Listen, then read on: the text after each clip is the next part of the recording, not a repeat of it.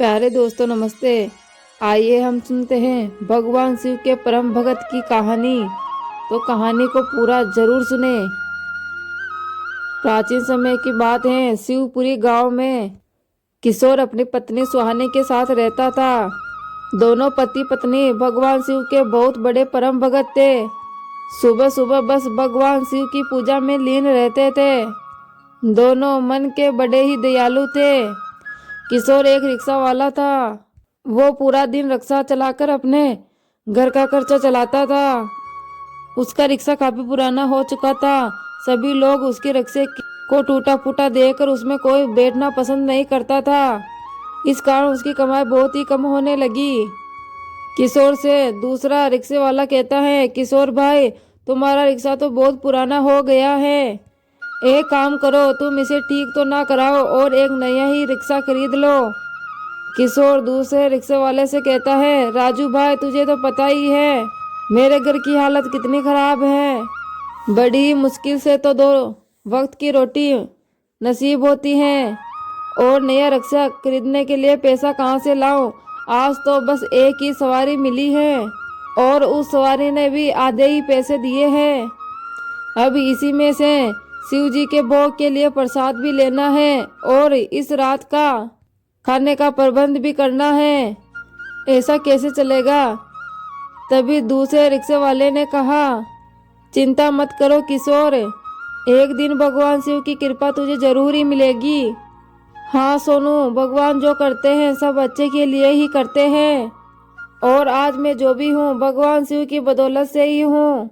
यदि मुझे 2 वक्त की रोटी मिल रही है तो वो भी उन्हीं की कृपा से मिल रही है।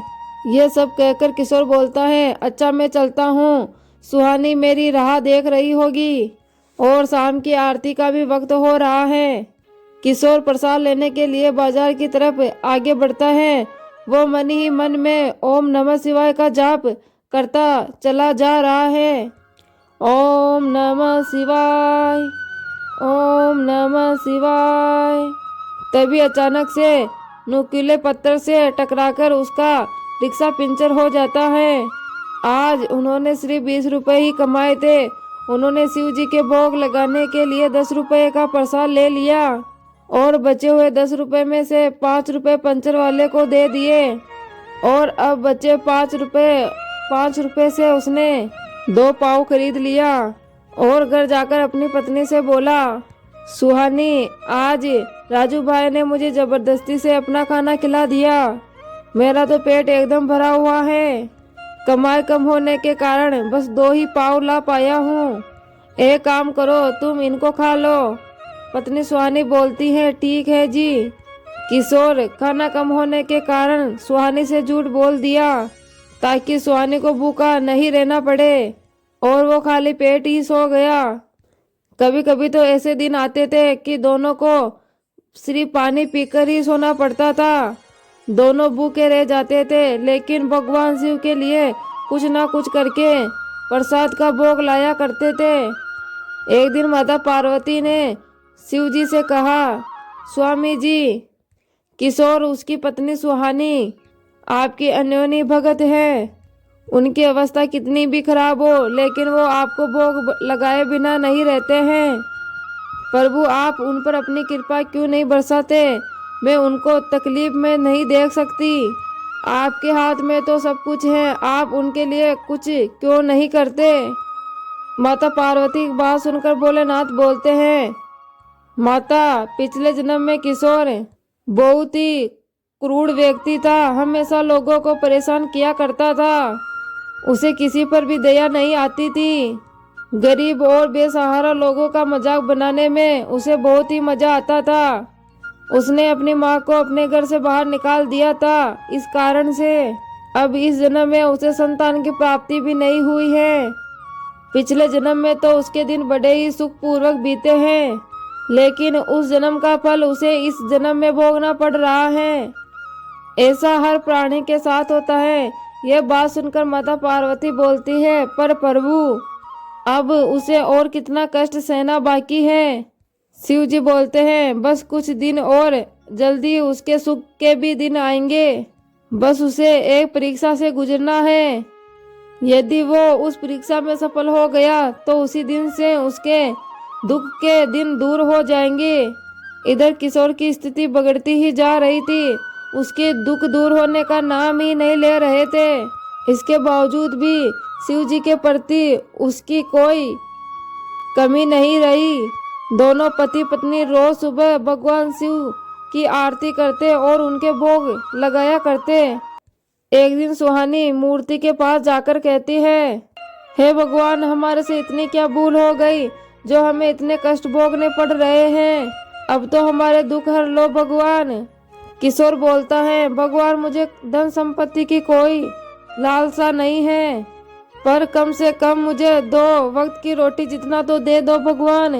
तभी सुहानी कहती है, और हमारी सुनी गोद भर दो भगवान, हमें एक संतान दे दो। किशोर पूजा करके अपने रिक्शे को निकालता है और शिव जी का नाम लेते हुए सवारी को ढूंढने निकल पड़ता है।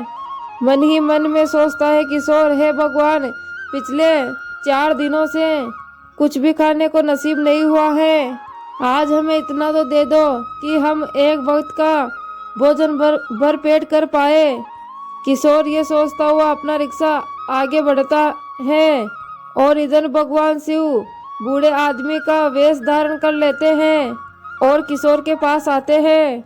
शिव जी के रूप में वृद्ध व्यक्ति बोलता है, सुनो बेटा, मुझे तुम्हारी मदद की आवश्यकता है। मेरा बटुआ चोरी हो गया है और मुझे यहाँ से काफी दूर जाना है, लेकिन मेरे पास 1 रुपया भी नहीं है। मुझे कोई बिना पैसों के घर तक छोड़ने के लिए राजी नहीं हो रहा है। बेटा, मेरे पांव दुख रहे हैं, वरना मैं खुद ही पैदल चलकर चला जाता। इतनी धूप और गर्मी से मुझे चक्कर आ रहे हैं। मेरी थोड़ी मदद करो पुत्री, मुझे अपने घर तक छोड़ दो। किशोर ने कहा, बाबा, मैं तो सवारी की तलाश में ही जा रहा था, लेकिन अब आप इतना परेशान हैं तो मेरा कर्तव्य बनता है कि मैं आपकी मदद करूं। आप रिक्शे में बैठ जाइए बाबा, मैं आपको आपके घर तक छोड़ देता हूं। वो बूढ़ा आदमी रिक्शे में बैठ जाता है। किशोर इतनी तेज गर्मी में भी बाबा के द्वारा बताए गए रास्ते में चलता जाता है। घंटों चलने के बाद एक शिव मंदिर आता है। वो बूढ़ा बाबा कहता है, बस बेटा, यही रोक दो, यही मेरा घर है। तुम्हारा बहुत बहुत धन्यवाद, तुम दिल के बहुत ही अच्छे हो बेटा। ईश्वर तुम्हारी हर इच्छा पूरी करे। किशोर ने कहा, बाबा, मेरा ये तो फर्ज था। ठीक है, अब मैं चलता हूँ। और भगवान अपने असली रूप में आ जाते हैं, जिसे किशोर देखकर उनके चरणों में गिर जाता है। प्रभु, आप मेरे सामने इस भगत की पुकार सुन ली प्रभु आपने। आपके दर्शन पाकर मैं तो धन्य हो गया प्रभु। शिव जी बोलते हैं, किशोर, मैं तुम्हारी भक्ति से बहुत ही प्रसन्न हूँ। तुम इस परीक्षा में पूरी तरह से सफल हुए हो। मैं तुम्हें आशीर्वाद देता हूँ कि आज से तुम्हारे जीवन में दुख के दिन खत्म हो जाएंगे और जल्दी ही तुम्हें सुंदर संतान की प्राप्ति होगी। और किशोर को आशीर्वाद देकर शिव जी वहां से अंतर्ध्यान हो जाते हैं। किशोर खुशी खुशी से अपने घर चला जाता है। वो देखता है अपनी झोपड़ी की जगह पर एक खूबसूरत बड़ा मकान बन गया है, जिसमें सारी सुख सुविधाएं उपलब्ध है। और वो अपनी पत्नी सुहानी को सब कुछ बताता है, जिससे जानकर वो दोनों बहुत ही खुश हो जाते हैं। और कुछ ही दिनों के बाद उसके 2 पुत्र होते हैं। अब किशोर रिक्शा नहीं चलाया करता था और वो तो रिक्शा बेचने का व्यापार शुरू कर दिया था। वो तो अपने परिवार के साथ सुखपूर्वक जीवन व्यतीत करने लगा और पहले की तरह ही दोनों पति और पत्नी दिन रात शिव जी की पूजा पाठ करते रहते हैं। प्यारे दोस्तों, ये थी शिव जी की प्यारी सी कहानी। कैसी लगी कमेंट बॉक्स में कमेंट करके ज़रूर बताएं।